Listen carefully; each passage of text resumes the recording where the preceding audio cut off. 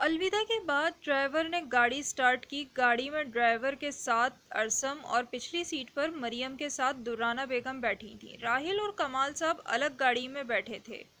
رات کا اندھیرا چھا چکا تھا۔ باراتیوں کی گاڑیاں اپنی منزل کو بڑھنے لگیں۔ کمال صاحب والی گاڑی ایک الگ راستے کی طرف مڑ گئی۔ یہ کون سا راستہ ہے؟ ارسم نے پوچھا۔ صاحب جی یہ شارٹ کٹ ہے، مولا بخش جو ڈرائیور تھا اس نے جواب دیا۔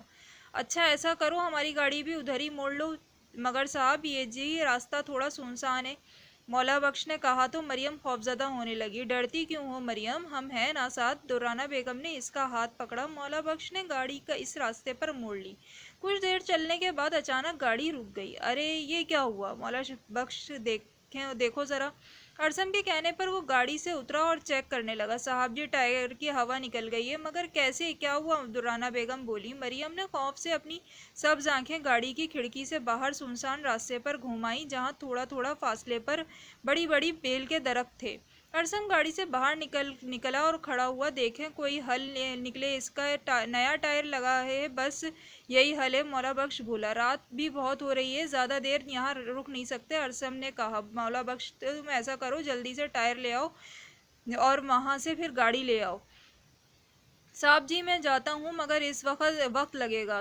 ہاں تم جاؤ، یہاں ہم زیادہ دیر تک نہیں رک سکتے۔ ارسم پریشان ہونے لگا۔ چچی جان مجھے ڈر لگ رہا ہے، مریم اس جگہ سے خوف آ رہا تھا۔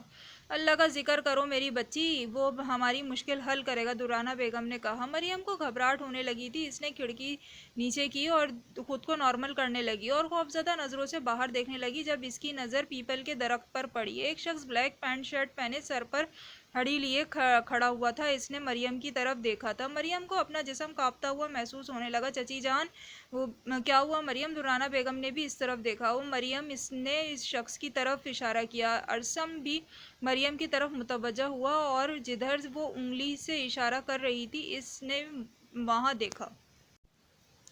وہ شخص ذرا برابر بھی حرکت نہ کر رہا تھا، کسی لکڑی کی مانند اٹک کے کھڑا تھا۔ رات کے وقت سنسان سڑک پر ایک سیاہ پراسرار شخص کا ہونا مریم کے ساتھ ارسم اور دورانہ بیگم کو بھی خوفزدہ کرنے لگا تھا۔ ڈائری کے اوپر اچانک کسی کا ہاتھ پڑا تو انائزہ کے منہ سے چیخ نکلنے لگی۔ اس نے اپنا منہ پر ہاتھ رکھ کر اپنی چیخ کو دبایا۔ روحان نے نیند میں وہاں ہاتھ رکھا تھا۔ انائزہ اپنے دل پر ہاتھ رکھ کر لمبے لمبے سانس لینے لگی۔ اس نے کلاک پر ٹائم دیکھا تو رات کے 12 بج رہے تھے۔ اس نے ڈائری بند کی اور سر سے پاؤں تک کنفرٹر لے لیا۔ اس کے ذہن میں بار بار وہ سیاہ کپڑوں والا شخص آ رہا تھا۔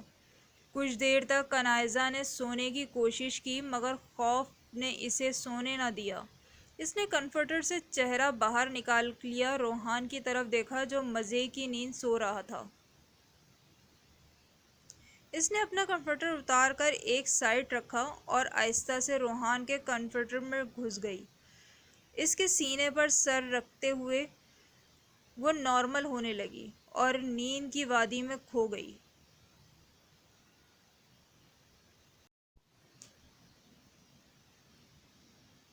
الارم کی آواز سے روحان اور انائزہ دونوں کی آنکھیں کھلیں۔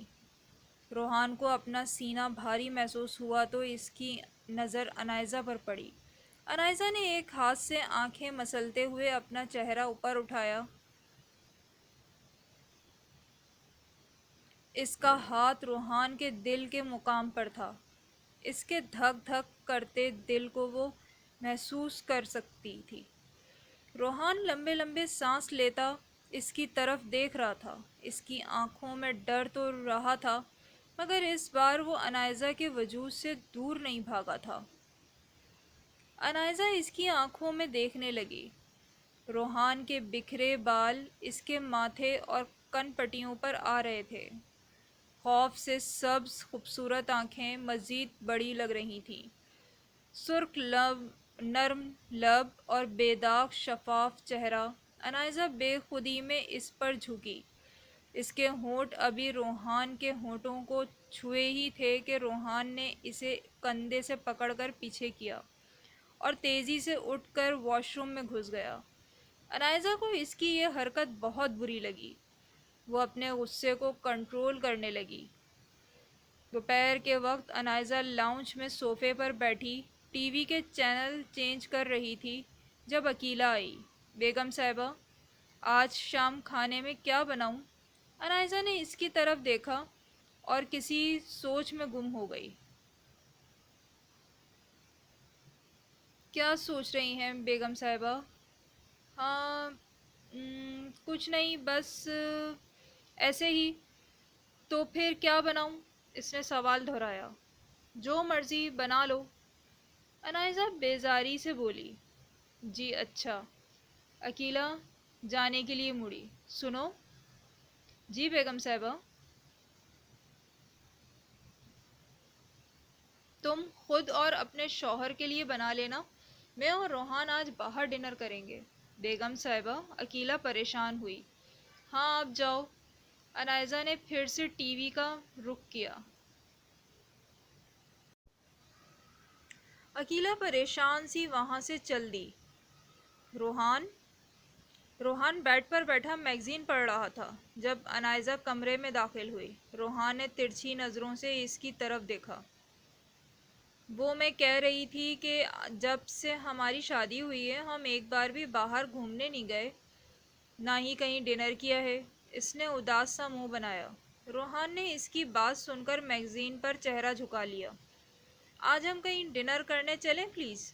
انائزہ اس کے قریب آئی۔ روحان پیچھے کو کھسک کر بیٹھا اور پھر اس سے میگزین میں سر جھکا لیا۔ انائزہ کو غصہ آیا۔ اس نے روحان کے ہاتھ سے میگزین کھینچ کر دور کونے میں پھینک دی۔ روحان اس کے اچانک عمل پر ڈرا تو تھوڑا اور پیچھے کھسکا۔ کیوں ڈرتے ہو؟ ہاں، وہ اس پر جھک کر بولی۔ روحان آنکھیں کھولے اسے دیکھتا رہا۔ کچھ دیر اسے یوں ہی دیکھتے رہنے کے بعد انائزہ پیچھے ہٹی۔